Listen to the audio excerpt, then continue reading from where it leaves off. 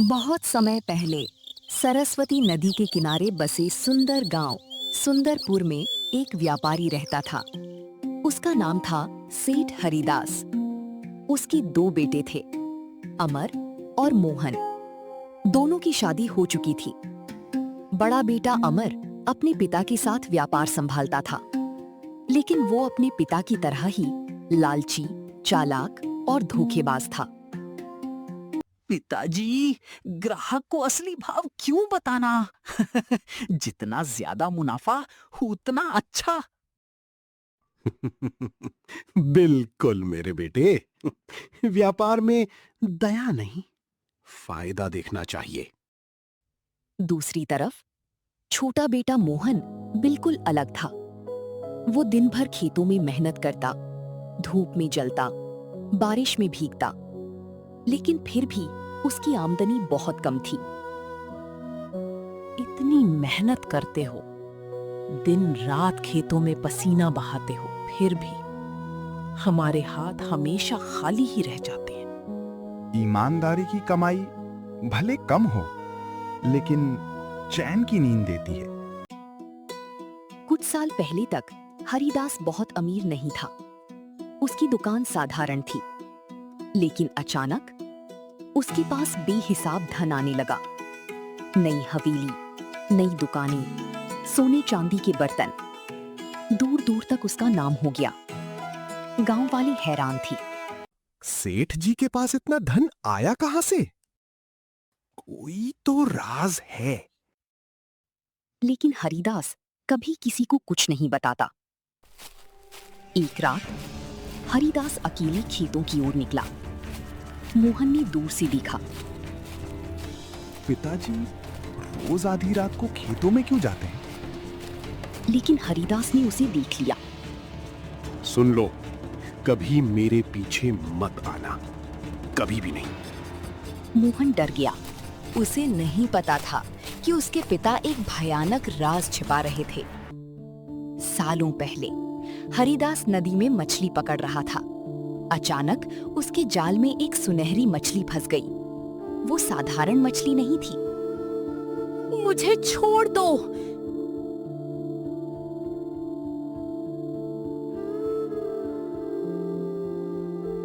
मैं तुम्हारी एक इच्छा पूरी करूंगी। मुझे छोड़ दो। एक इच्छा क्यों? लेकिन हरिदास के मन में लालच भर चुका था। अगर मैं तुम्हें हमेशा अपने पास रखूं तो तो रोज रोज तुमसे एक इच्छा मांगूंगा और मेरी दौलत कभी खत्म नहीं होगी। जल्दी। उसने लोहे का पिंजरा बनाया और मछली को खेत के पुराने कुएं में कैद कर दिया। हर रात हरिदास कुएं पर जाता, रस्सी से पिंजरा बाहर खींचता, मछली तड़पती रहती और हरिदास जोर जोर से हंसता। जल्दी सोने के सिक्के निकाल, मुझे और सोना चाहिए, और ज्यादा सोना। मछली रोती, फिर कुछ सोने के सिक्के उसके सामने गिर जाते। तुम मेरा परिवार छीन रहे हो। हर सिक्के के साथ मेरा श्राप भी तुम्हारे साथ जाएगा। ये धन कभी तुम्हें सुख और शांति नहीं देगा। लेकिन हरिदास नहीं सुनता। धीरे धीरे हरिदास अमीर होता गया, लेकिन उसकी तबीयत बिगड़ने लगी। अजीब बीमारी, दिन भर कमजोरी, रात भर दर्द। डॉक्टर भी हार गए। ये कोई साधारण बीमारी नहीं है। अब सब कुछ भगवान के भरोसे है। अब हरिदास खाट पकड़ चुका था। एक रात वो रोने लगा। हे भगवान, मैंने लालच में बहुत बड़ा पाप किया है। उसी मछली का शाप याद आने लगा और अपने कभी बेटे तुम्हें अमर की सुख और लालची शांति आदतें नहीं भी। देगा। अमर बिल्कुल मेरी तरह बन गया है। वही लालच, वही घमंड, वही गलत सोच। अगर उसे मछली का रहस्य पता चल गया तो वो भी मेरी तरह बर्बाद हो जाएगा। हरिदास ने अपनी संपत्ति बांट दी। मेरी सारी सोने चांदी की दौलत अमर को मिलेगी और मोहन को खेत और खेत वाला घर मिलेगा। सभी हैरान रह गए। तब हरिदास ने मोहन से कहा, मोहन बेटा, दुखी मत होना। मुझे पता है आज तुम्हें लगेगा कि मैंने तुम्हारे साथ अन्याय किया है, लेकिन एक दिन तुम जरूर जान जाओगे कि मैंने ऐसा क्यों किया। उस दिन तुम मुझे गलत नहीं समझोगे। मुझे तुम पर पूरा विश्वास है बेटा। हरिदास की मृत्यु के बाद अमर खुश था। सारी दौलत मेरी हो गई। मोहन और उसकी पत्नी गीता दुखी थे। और पिताजी ने भी हमारे साथ अन्याय किया। सारी दौलत अमर को दे दी और हमारे हिस्से में बस खेत और मेहनत छोड़ गए। शायद इसके पीछे कोई कारण होगा। पिताजी कभी उसे कुएं के पास नहीं जाने देते थे, लेकिन एक दिन मोहन खेत में कुएं के पास काम कर रहा था। अचानक उसे कुएं से आवाज सुनाई दी, बचाओ। मोहन चौंक गया। वो नीचे उतरा और उसने लोहे का पिंजरा देखा। उसके अंदर सुनहरी मछली कैद थी। मछली की आंखों में आंसू थे। आखिर कोई आया। तुम कौन हो? मछली ने सारी कहानी बता दी। मोहन स्तब्ध रह गया। मछली खुशी से उछल पड़ी। मैं वर्षों बाद अपने परिवार से मिलूंगी। तुमने मेरा जीवन लौटा दिया। यदि चाहो तो मैं अभी तुम्हारी कोई इच्छा पूरी कर सकती हूँ। अभी नहीं, जब समय आएगा मैं नदी किनारे आकर तुम्हें पुकारूंगा। मछली मुस्कुराई, मैं जरूर आऊंगी। 1 साल बाद पूरे इलाके में भयंकर सूखा पड़ गया। नदियां सूखने लगी, तालाब खाली हो गए, फसलें जल गईं, व्यापार ठप हो गया। अमर का व्यापार डूब गया। कर्जदार उसके पीछे पड़ गए। एक रात अमर अचानक गायब हो गया। गांव में अफवाह फैल गई कि वो कर्ज से बचने के लिए भाग गया। उधर मोहन के खेत भी सूख रहे थे। गांव वाले भूखे मरने लगे। एक शाम मोहन ने गीता से कहा, अब समय आ गया है। किस बात का? मछली से किया वादा निभाने का। वो नदी की ओर चल पड़ा। सूरज डूब चुका था। सूखी धरती पर धूल उड़ रही थी। गांव के बच्चे भूखे थे। पशु प्यास से तड़प रहे थे। ऐसे समय में मोहन अकेला नदी के किनारे पहुंचा। नदी जो कभी लबालब बहती थी, अब केवल एक पतली सी धारा बनकर रह गई थी। मोहन घुटनों के बल बैठ गया। हे सुनहरी मछली, अगर तुम मेरी आवाज सुन सकती हो तो एक बार आ जाओ। कुछ पल तक सन्नाटा रहा। अचानक नदी का पानी चमकने लगा। सुनहरी रोशनी पूरे किनारे पर फैल गई और वही जादुई मछली पानी से बाहर आई।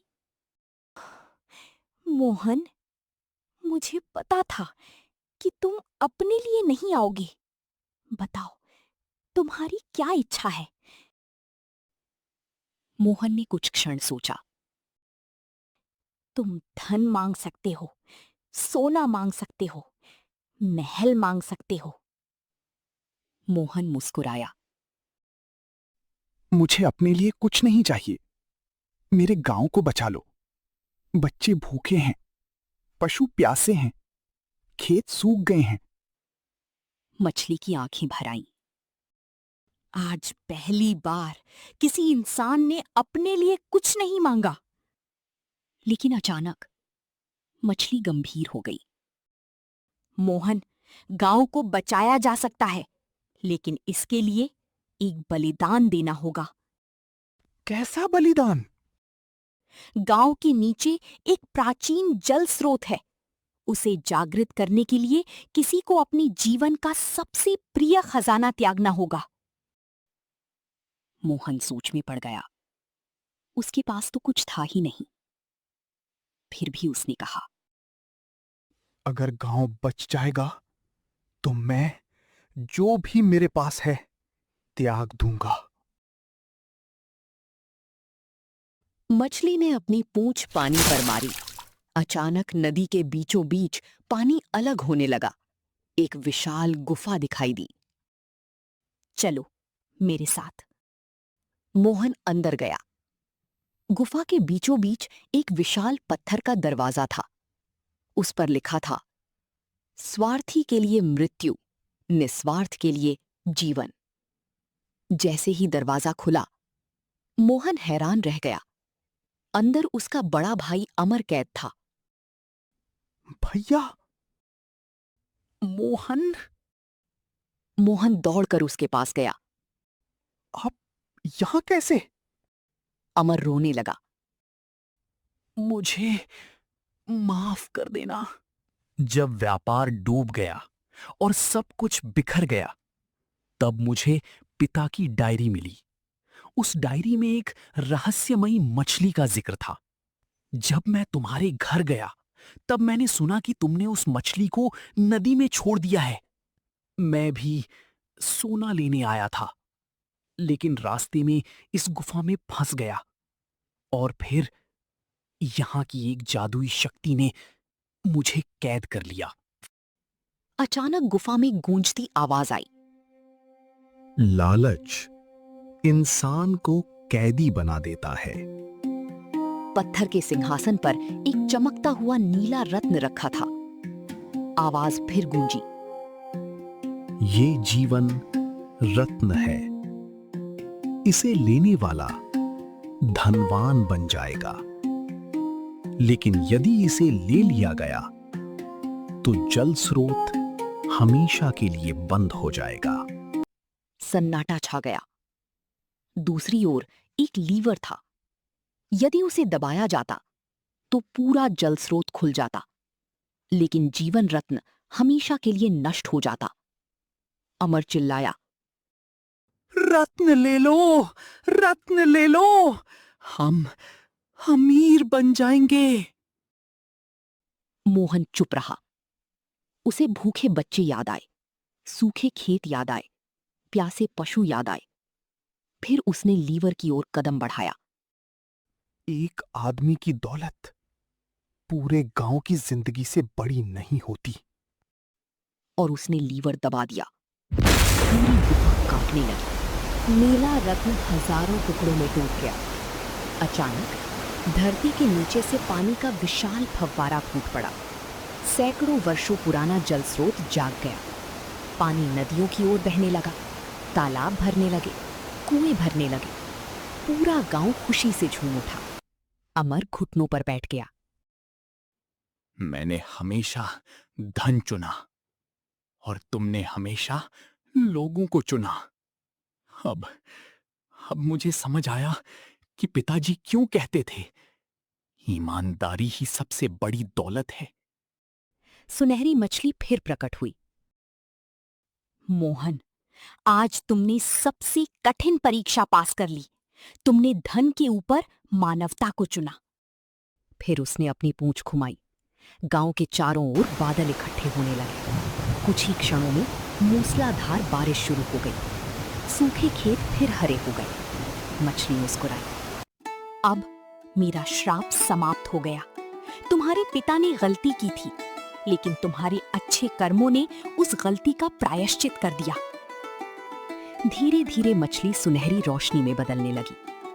क्या हम फिर मिलेंगे? जब भी कोई इंसान लालच छोड़कर दूसरों की भलाई चुनेगा, समझ लेना कि मैं वही हूं। और वो पानी में विलीन हो गई। दीवार पर टंगी हरिदास की तस्वीर पर सूरज की किरण पड़ी। ऐसा लगा जैसे उनकी आत्मा को आखिरकार शांति मिल गई हो। कहानी की सीख: लालच से मिला धन कभी सुख नहीं देता। दूसरों की भलाई के लिए किया गया त्याग ही इंसान को सच्चा धनवान बनाता है। ईमानदारी और करुणा ऐसी दौलत है जो पीढ़ियों तक फल देती हैं।